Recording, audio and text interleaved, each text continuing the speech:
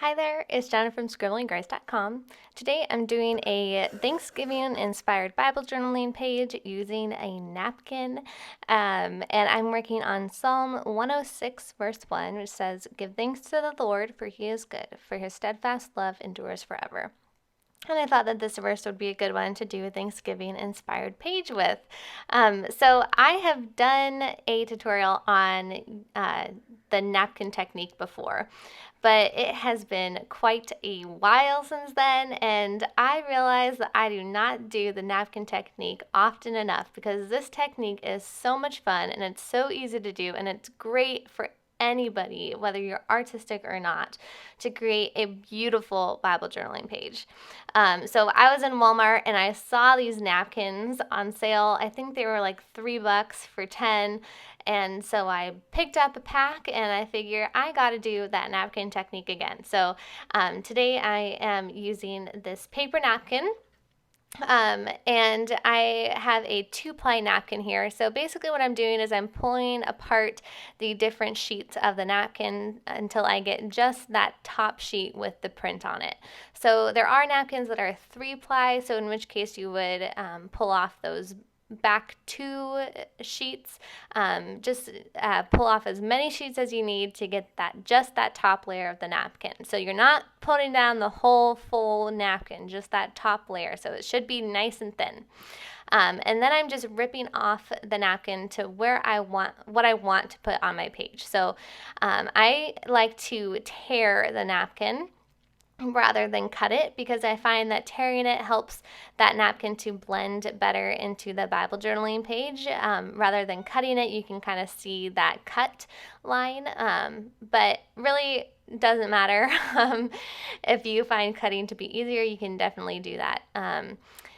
So I'm just tearing off the bottom part of my napkin so I can just get those pumpkins going. I can always add more of my napkin later on to different parts of my Bible journaling page, but for now I'm just sticking to the main bulk of my napkin here. So I'm setting it down where I want it to go, and then I'm going to grab my clear gesso. So I'm using this Art Basics gesso, and my gesso, I hardly ever use gesso. So this tub is years old, and my gesso was really thick. It was so dried out. So I had to take it and put it on a plate and add some water to it to get it to a thinner consistency. Most gessos, if you have a newer gesso, it's not going to be this thick, so you don't have to worry about this step. This is just because my gesso was super old. I don't ever prep my Bible journaling pages, and I hardly ever use gesso. The only time I really ever use gesso is if I'm doing this napkin technique. So basically I'm just going to be doing kind of a decoupage. If you've ever decoupaged anything, it's the same exact technique. So basically I take my gesso, paint it onto the page. You could also use a sponge if you'd rather use a sponge or a sponge brush. I'm just using a flat paintbrush, just a super cheap one, to paint the gesso around my page.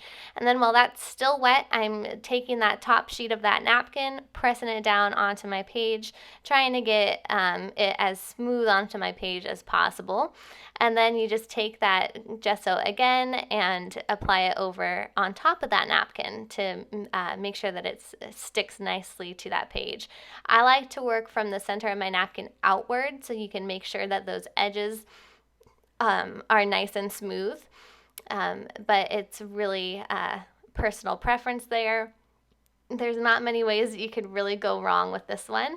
And I also make sure that I do gesso the entire page, just so you can have that consistency throughout the entire page. Otherwise, it kind of just, your page will just feel weird having thick gesso napkin on part of it and then just normal Bible page on the rest. So just gesso that whole page up. Since it's clear, you're still going to be able to see that text. You will note that I personally did put some of that napkin over the text. I personally don't mind that in my journaling Bibles, since I have other Bibles that I read and study from, but that's total personal preference. So you could totally just do this in just the margin. There's so many different ways that you could go about that. One other thing I want to note is that I did put a piece of printer paper underneath the page that I'm working on. You always want to do that to protect the other pages. But when you're using gesso, you have to make sure that you do pull your page off of that page underneath it, as well with the napkin, so that it doesn't stick. I waited a little bit too long. I didn't pull my page apart often enough, so I did have a little bit of a struggle there getting that back page off of my Bible page. Without tearing it, but I did get it to work just fine, but that's just something to keep in mind. I also want to point out that this was the first time I used gesso on the backside of a page that I did watercolor on. And if you are to put gesso on top of watercolor, that watercolor is just going to move everywhere. It's just going to smear and ruin the page that you did before. So I was trying to be really careful to make sure that I didn't get any of that gesso on the backside of my page. Normally, I don't worry if I have a little bit of spillover of paint or whatever I'm using underneath that Bible journaling page that I'm working on. But in this case, I was trying to be really careful, and I did still get a little bit gesso on that backside of the page. So I did get a little smudge on the lettering that I did beforehand. So that's just something to keep in mind. You want to be careful with as well.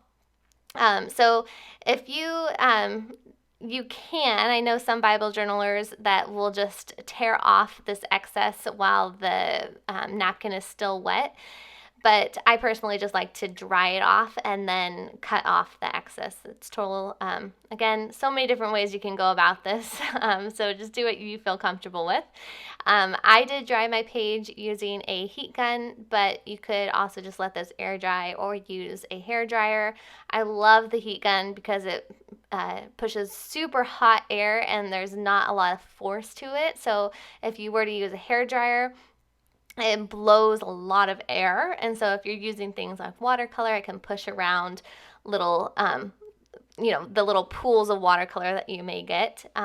So the heat gun is a really great tool in that case, and it dries a lot faster than a hair dryer as well. So the heat gun is one of my favorite supplies ever. I use it for every single one of my Bible journaling pages. It's about $20, and to me, it's totally worth it. So I just wanted to shout out that heat gun today. I get asked about it quite a bit. So I just took more pieces of my napkin to fill in that top part. I had a little piece that was empty, and you could see the ghosting from my citrus page on the back side. I didn't have any bleed through from that citrus page, but I did have ghosting, so you could see the shadow. And if you look really closely, you can still see a little bit of that shadow, but once it's all said and done, you can't really tell that there's anything on the back side. So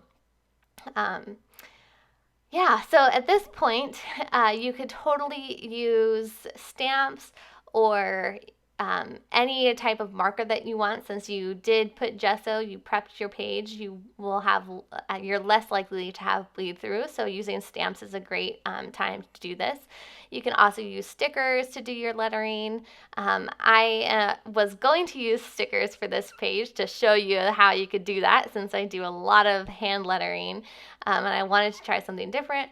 But the stickers that I have, I was out of teas, and so I just went ahead and did my trusty old hand lettering here. So I'm using my Tombow Furunosuke brush pen to do some brush calligraphy here, and I do have tutorials on this on my blog, and I'll link all of those as well as all of the supplies that I use. I'll try to find a link for these napkins, but I'm not sure if I'll be able to. But again, you could get similar napkins at Walmart or dollar store, probably Target. Places like that are going to have loads of seasonal napkins there as well. So I'll try to find something similar to link to, but all the links to all the other supplies that I'm using will be in the blog post that goes along with this video at scribblinggrace.com/Thanksgiving napkin.